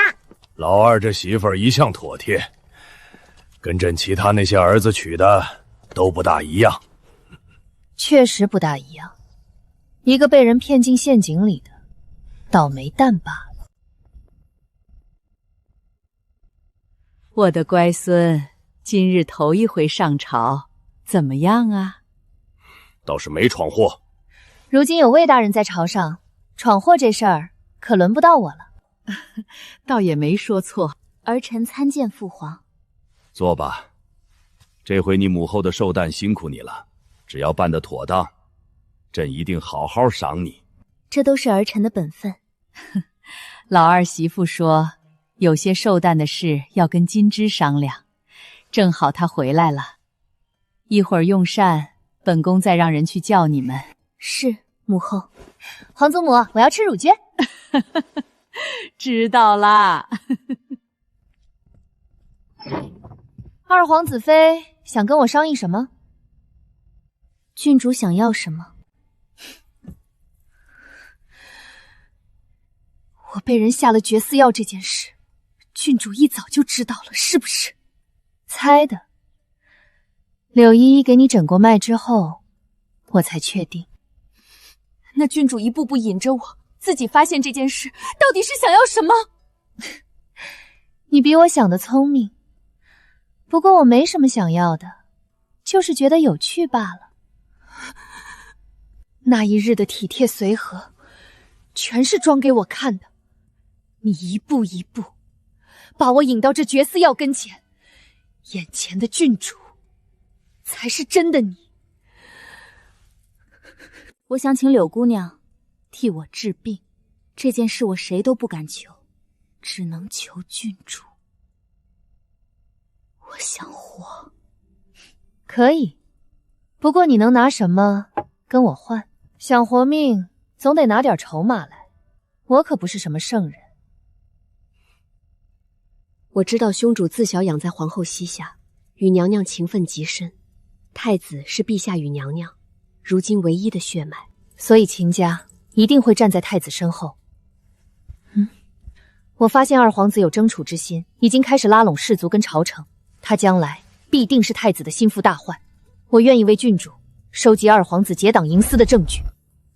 我可听说二皇叔跟你情比金衡，百姓都称你们是在世比翼鸟。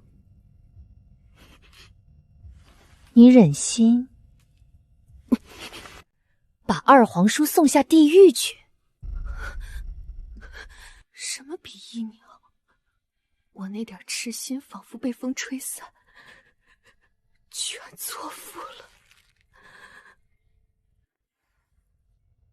郡主想知道我为什么敢拿夫君的命来换我自己一条活路？那我把我这些年的事原原本本说给郡主听。我爹是翰林院一个五品官，我这样的家世本是嫁不进权贵门第的。那年去相国寺的路上，我们遇了刘匪，眼看性命就在别人手里。那少年救了我，我还没来得及道谢，他就踏马走了。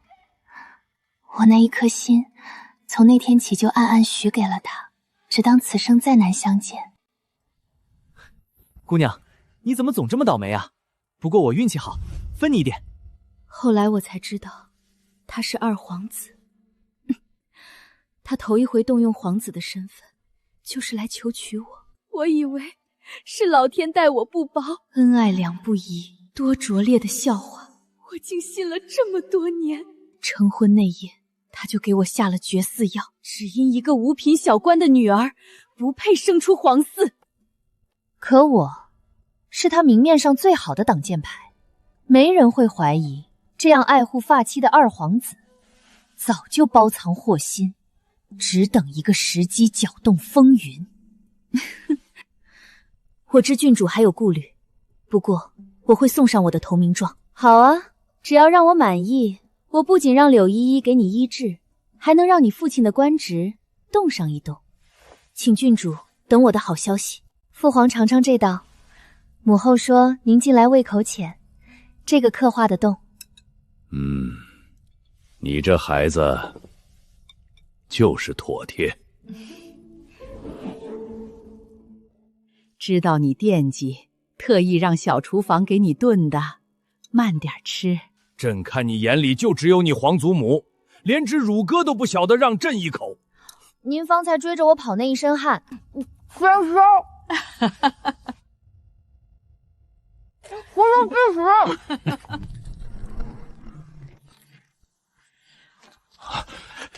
金枝郡主，难怪这般嚣张，秦家的男丁，可都没在了跟咱们楚国的战场上，人头都送到驿站来了，这是警告咱们，再放肆他不会留情。金枝郡主，赎金我们带来了10万两，可否让我们把七公主带回去？几位，这对石狮子可是本郡主的心头爱，你们的公主竟把血吐到他们身上，你们说说，这10万两够吗？郡主，10万两换一个，咱们一对儿都换了。真机灵，以后在楚国混不下去，记得来金国投奔本郡主，把楚国七公主带出来，人家来赎人了。你给本公主等着！哦，不等。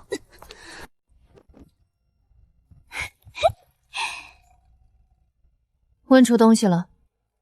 本副使聪明绝顶，怎么可能问不出来？那个笨蛋竟然也是楚国的皇族。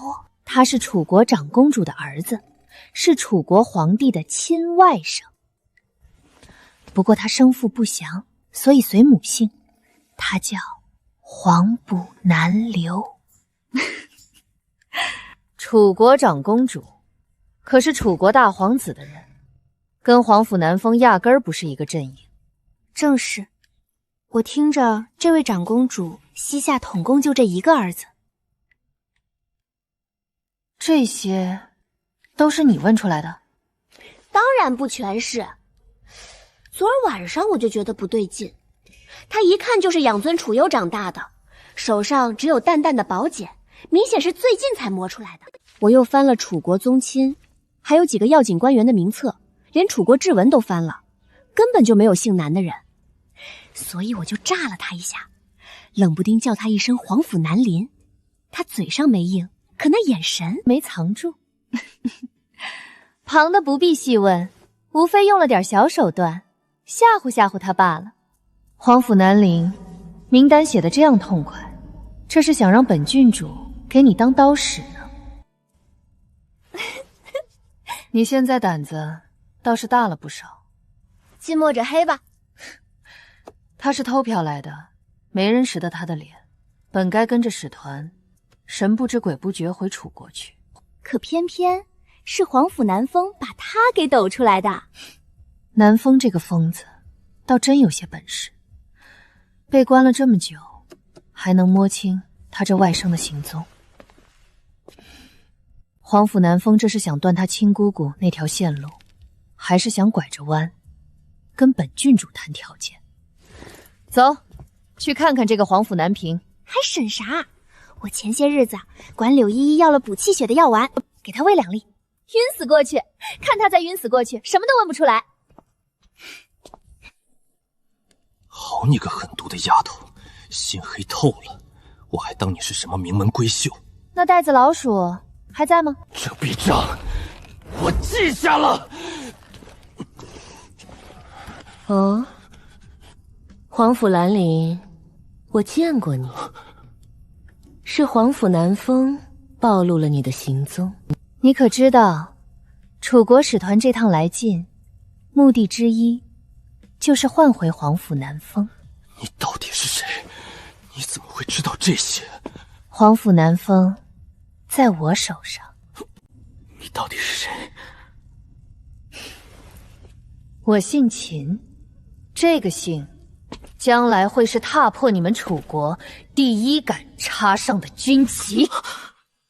你是秦业的孙女，我可以放了你。皇甫兰陵是你们楚国皇帝最疼的儿子，才干在所有皇子之上。可你母亲支持的是大皇子，是他泄露了南风的消息，才害他叫我活捉。南风为了断你母亲的后路，把你的行踪给了我。这么算下来，本郡主倒成了最大的赢家。给他松绑。你真要放了我？皇甫南陵回楚国是势在必行的事，我只怕你们那些皇子争不过他。他一旦回去坐上那个位子，很快就要跟我大晋刀兵相见。回去告诉你母亲，之前承他的情，这一次算我还了。你想我楚国内乱？为什么不呢？给他一匹马，告诉你母亲，让那位大皇子动作快一些，明日使团就要进宫面圣了。怎么就这么放走了？也不换点东西再走？我还想着再给他造一间牢房呢。螳螂捕蝉，本郡主这只黄雀就在后头等着。速召所有千鸟卫，包围镇北王府。你这是螳螂捕蝉，黄雀在后啊！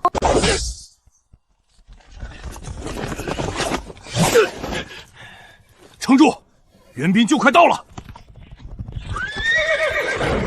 来的正好，一个都别放跑！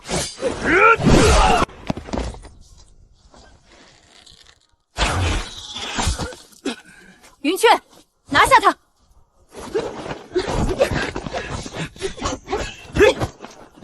使我一记撼天拳！把这些人都带回千鸟司。皇甫南陵，你又被抓了。他武功这么高，原来在牢里是故意被抓的。你早就知道，我会来镇北王府投军防土。皇甫南风在这儿，你自然要来镇北王府。你效忠的，从头到尾都是皇甫南风。难怪九哥说，对上你一定要小心。你真的很聪明。不过你嘛，倒是有点笨。我就说，怎么这么容易就让我审出来了？我就说哪儿不对劲。这回你可以好好再审一审，把他也一并带回千鸟司。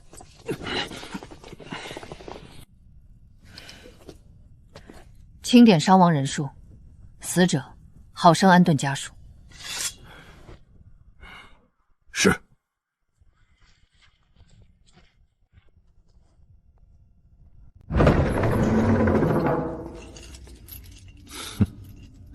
果然骗不了你。皇甫南陵来晋国的目的，就是为了救你回去。皇甫南风，你还真是不老实。你什么时候猜到的？从他被审出是皇甫丹陵的那一刻起，你跟他母亲不是一路人。当初你能被我捉住，就是因为楚国长公主传来的消息，所以在我眼里，你给了我皇甫南陵的名字，就是想报复你们长公主，给你当刀。你心里清楚，只要我知道皇甫南陵的身份，就会看穿你的意图。我一定会放了他，因为我盼着你们楚国内乱，怕你回到楚国也登不上那个位置，而皇甫南陵便可以趁乱把你救出去。使团不过是个幌子，你不会跟使团走，你要在所有人都不知道的时候回楚国，这样在最短的时间内，你便能掌控楚国的情势，借机起兵。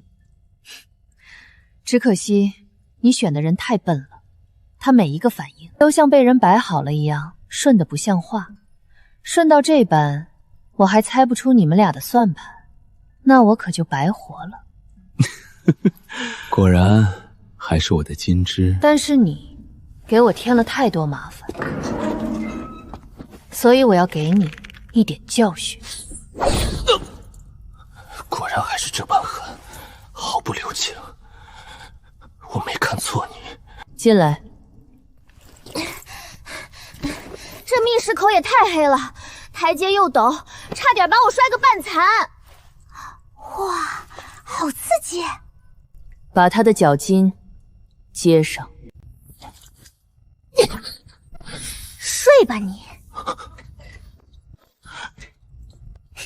还敢小瞧姑奶奶？他刚才那一抓，准是想拿我当人质，要挟你。我可是见过大风大浪的，哪能让他得逞？你这手倒是真稳，下剑这么准，伤口平平整整的。嘿，正刚好，这种断了的筋我还没亲手接过呢。能用就行，要不是留着它还有用，我早把它四肢的筋都挑了。明日跟我去一趟政府。政府出人命了？放心，给你找了帮手。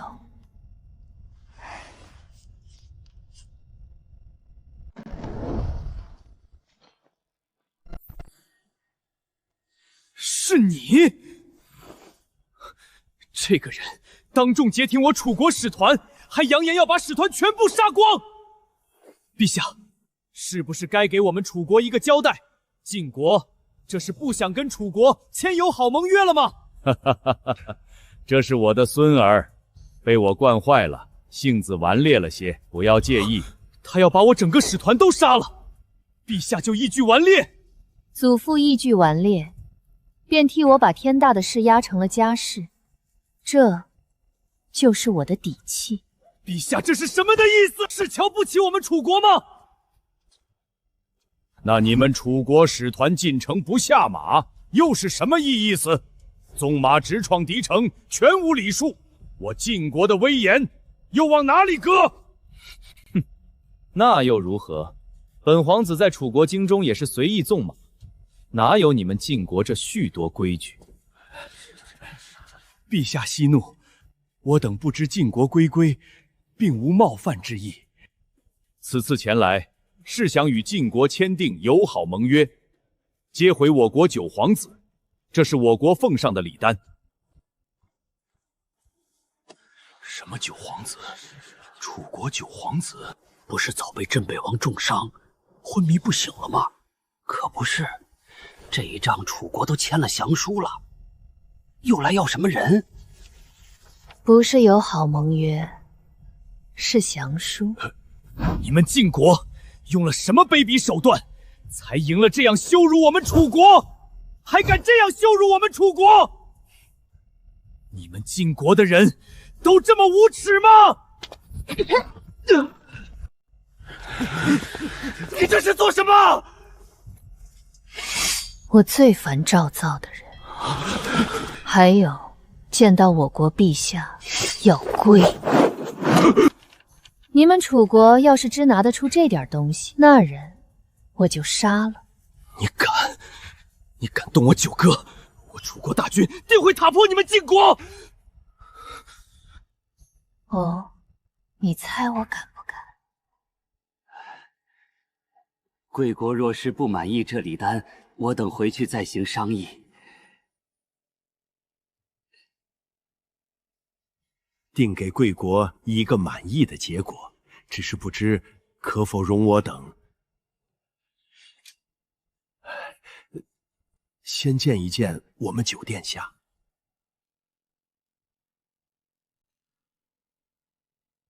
你叫什么名字？微臣齐天行。那就等各位跟鸿胪寺商议出结果，我会让你们见到人的。既然楚国想重新商议，那朕就给你们一些时间，等与鸿胪寺商议完了，朕会在宫中设宴招待你们。锦之，快把剑收起来，别伤着14皇子。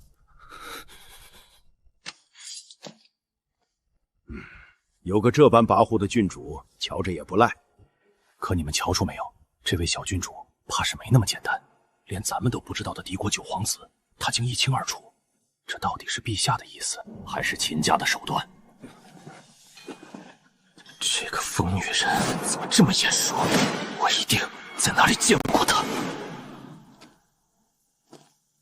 郡主，你爹是做什么亏心事了？君上就别取笑我父亲了。臣是想来问问君上，跟楚国商议，想要个什么结果？这事儿怎么不去问陛下？说好的，臣是跟着您做事。让你爹听见这话，非得打断你的腿。哼！我要封牢关。封牢关易守难攻，是两国交界的紧要关卡。当年楚国就是占了它，咱们才一直攻不进去。臣明白了。那位小祖宗跟你说什么了？郡主让我跟楚国多要点东西。就是个小财迷。不过话说回来，这一仗跟楚国打了这么久，劳民伤财，叫他们吐点血也是应该的。去给我备马车，带上王府的府兵，咱们去郑府。郑妻既然能求到我头上来收尸，那便是不想让他走得无声无息。我这身份，这名声，足够把他这条人命闹得满京城都听见。哎呦，这哪是人？这分明是棵行走的摇钱树。说好了啊，今天要是还得验尸，你这金镯子分我一个。发财了，买2个金金的，捞起一只就往嘴边了。是实心的。郡主，这是我千鸟司的仵作。女主作，我还是头一回见，往后可得多多指教。你这手是常年碰尸体熏出来的，不打紧，我给你配一种药膏，抹上1个月，准能养回来。未来的天下第一神医柳依依。哎呀，说什么呢？人家好害羞的嘛。我这鸡皮疙瘩全起来了。哼！今知郡主驾到，政府众人速速出来迎接。撞门！臣郑弘文参见郡主。郑七九不必多礼，我与你女儿郑妻是朋友，听闻她重病缠身，今日特来探望。多谢郡主挂念，只是今日小妻突发袭症，已经去了。怎么回事？她这么年轻，怎么可能突发袭症？是真的，小女这些日子一直缠绵病榻，本想着将些10日就好了，谁成想她就这么去了。既然如此，本郡主就送她一程。灵堂在哪儿？我去为她上一炷香。不可！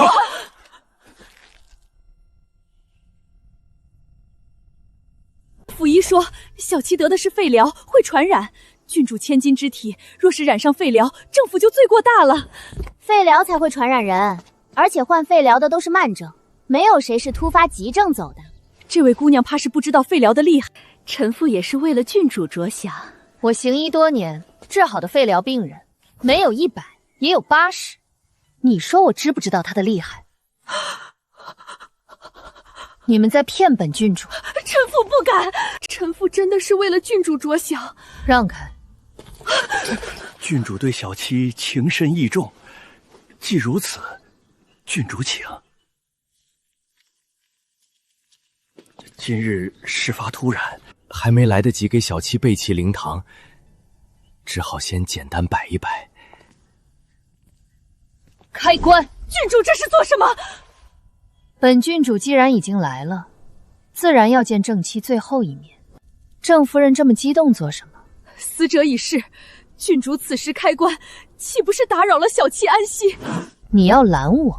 郡主想见小妻最后一面，我等没有阻拦的道理。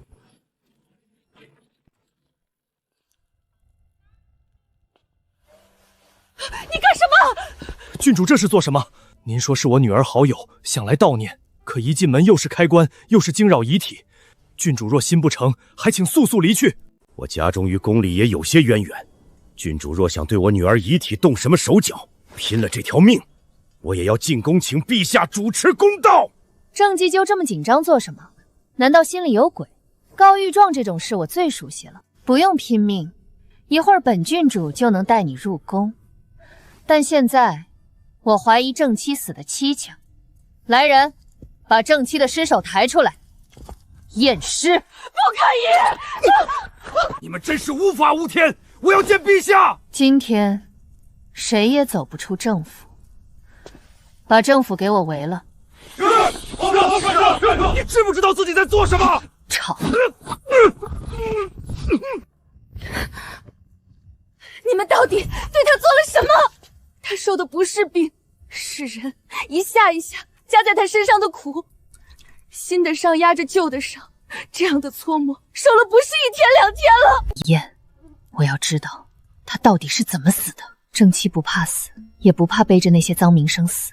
他拼着这一口气来求我替他收尸，从来不是想入土为安，他是要让他的死把整个郑家一并拖下水。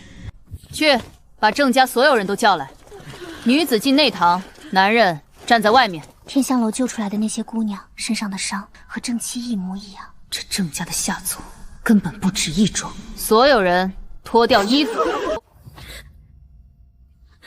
这府里的孩子身上的伤和正妻一模一样，有人把活生生的人当成换好处的东西。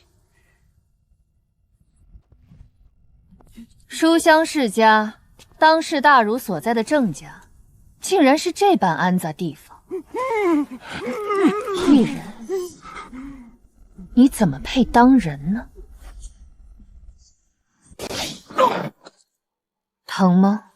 正妻死的时候，应该就是这样的滋味。但你放心，我不会让你这么轻易的死。郡主饶命！郡主饶命！我猜，这一院子里没有一个是你生的，那你自己的儿女在哪儿呢？郡主饶命！他们都是无辜的，他们什么都不知道。我是问你，他们在哪儿？求救主饶命！你看，你自己的儿女知道疼惜，为什么要这样作践旁人？把郑家所有人带回千鸟司。放心，你所做的这些事，我一定会清清楚楚地公之于众。我要你连同你背后的人身败名裂，涌现地狱。猪狗不如！枉我那样敬重郑七九，他竟然这般人面兽心！查，把所有跟政府有过来往的官员，一个都别落下。还有，查郑弘文的嫡子嫡女，如今在何处？好。郑弘文跟德妃是什么关系？他们都出身荥阳郑氏，论起来，德妃还得叫郑弘文一声表兄。这位二皇叔倒真是图谋远大，拉拢官员，无非女子、银子两样。那些道貌岸然的人看不上沟陵里的脂粉，偏挑门第不显却有才气的女子来配他们的人模狗样。德高望重的忌惮家最出这样的人，郑弘文在宫里的根，原来就是这位郑德妃。荥阳郑氏这条根，我替陛下一寸一寸刨干净。明日我会把郑弘文的罪证一并呈上去，愿意站出来指证他的，出来。我愿意。我是你父亲。父亲，可曾把我们当成过你的子女？你把我送出去那年，我才10岁。我生你养你，你的一切都该由我做主。为了郑氏一族100年的基业，这算得了什么？父亲，你已经没有人性了。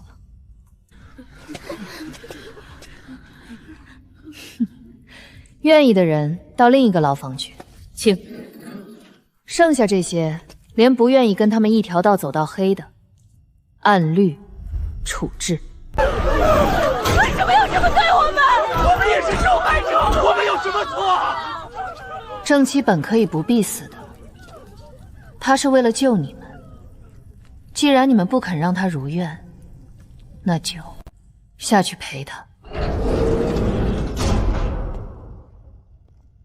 郡主，你要的人我带来了。让他们进来。这2位交给你们看管，好生看着，别让他们死了，也别让他们松快了。遵命。我不会让你们死，也不会让你们活。这泡在泥潭里的氏族权贵，是千百年留下的烂疮，我会一点一点把他们清干净。有野心不是坏事，可这样的野心实在叫人作呕。他既这么想坐那个位置，那我偏不让他入院。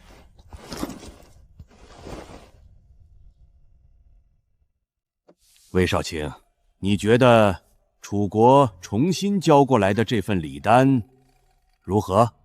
魏某刚刚上任，这种事还是大人您来拿主意的好。无妨，我听说过你的事迹，舌战百位学子，不落下风，颇有你父亲的风范。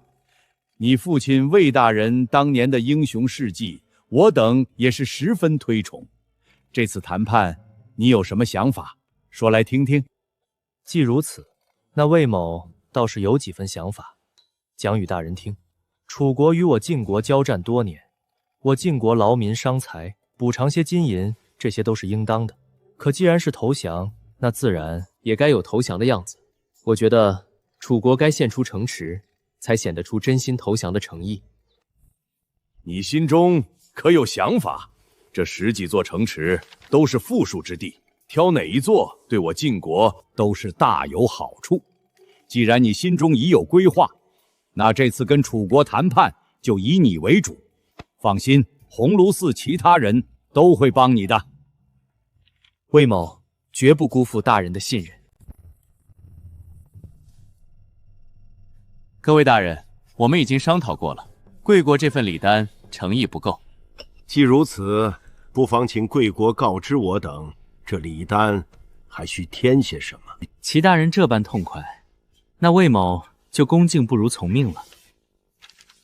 九皇子还攥在我们手里，这样重的一个筹码，自然要为晋国多换些好处。先开口要些不可能的，回头再谈那些可能的，就容易得多了。我们晋国想要这15座城池，眼神却纹丝不动，作为你们楚国投降的诚意。刘大人，小心！你们晋国怕不是疯了？你们晋国什么意思？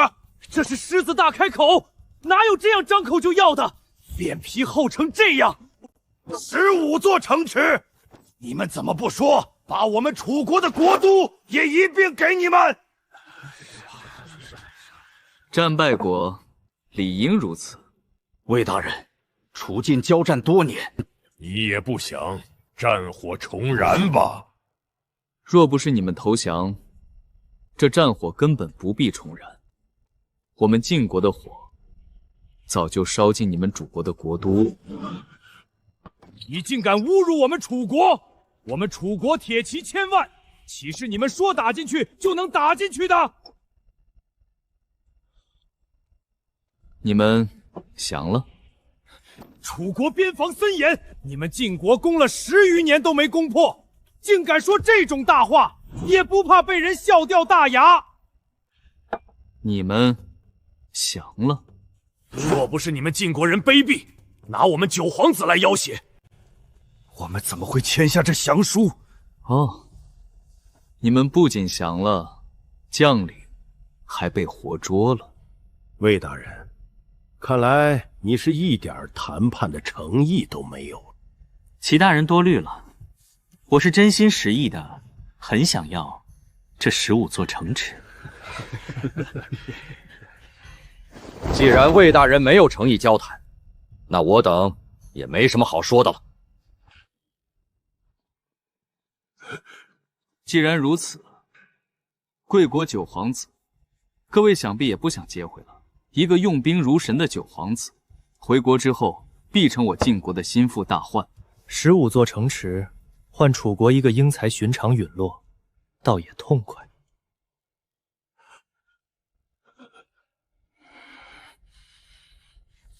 既然诸位不想谈，那我们明日再议。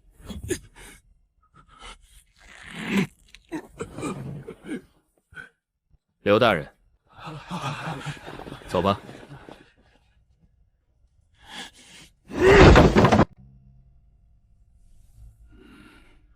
几位大人放心，魏某自然不会真的让楚国交出15座城池。楚国九皇子还在咱们手里，这么重要的筹码，魏某自然要为金国多争些好处。先说些不可能的，再谈可能的，就容易多了。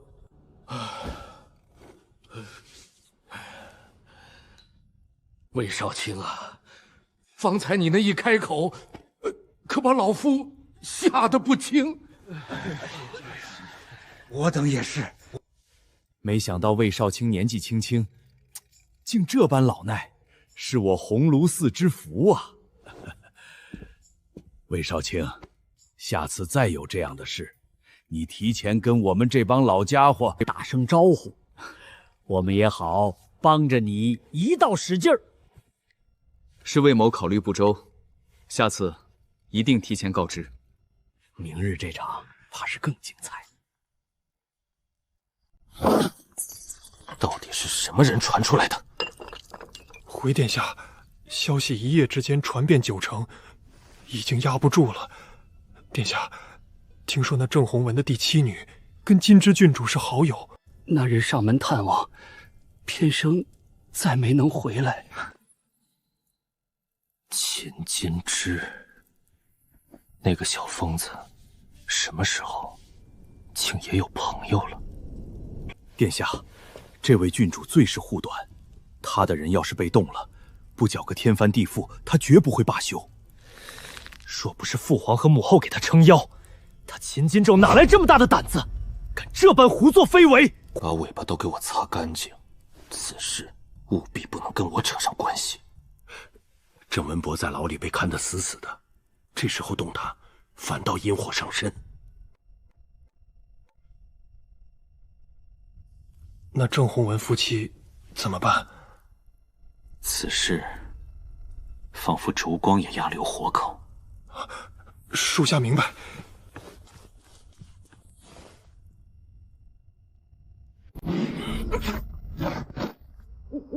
哼，都是死事啊！萧颖这事，连一个活口都舍不得留，这就沉不住气了。一会儿把郑家人的尸体全抬出来，摆在这些刺客旁边。是，去把御史台的各位大人，还有魏老，都请到千鸟司来。是，郡主。魏大人，不知郡主深夜召我等前来，所谓何事？我怎么知道？你们不会是不敢进去吧？这点胆量还进什么御史台？啊，这哪里像是胡闹的地方？这是怎么回事？左边躺着的是郑弘文的家眷，右边躺着的是来灭口的刺客。什么？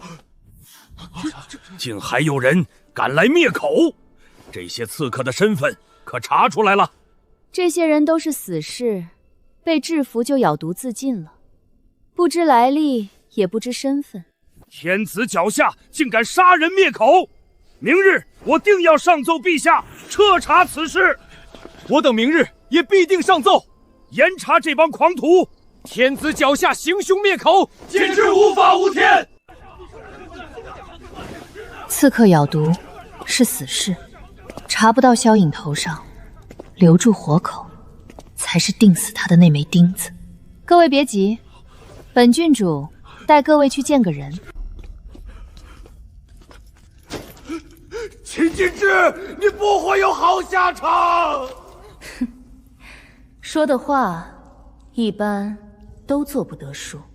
堂堂国子监弃酒，竟干出这种罔具人伦的勾当，猪狗不如！落到这般田地，简直就是报应。这些是郑弘文还活着的家眷，本郡主把他们留在这儿。诸位大人，意下如何？郡主大义，还请郡主务必把郑家的活口护好了。我等明日上奏陛下，定会严查此事，绝不姑息。本郡主所做的这些，不过是为了那个惨死的袍友。你想动的是郑家，还是二皇子？有什么不同？那一位毕竟是陛下的亲儿子。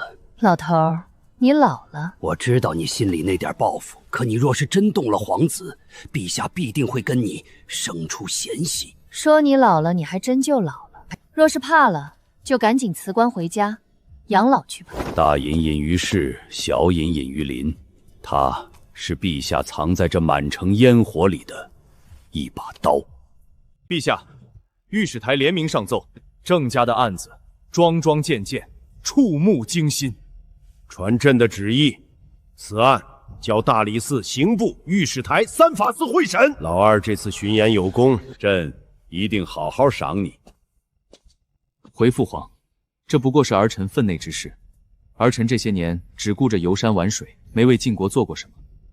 这回巡盐也是心里过意不去，哪还敢要什么奖赏？哈哈哈！这么多儿子，就属你的性子跟朕最不像，天天就爱游山玩水。可这回巡盐，你功不可没，你也到了而立之年了。洪德全，你旨封二皇子萧隐为明王，赐封地2州。奴才遵旨。谢父皇。封了王就得去封地，无诏不得再入京。这位爷2州副属，陛下这是要保他，做个安稳的富贵贤王啊。下个月就是你母后的寿诞，等为你母后过完寿，你再启程去封地。儿臣都听父皇安排。恭喜明王殿下，贺喜明王殿下！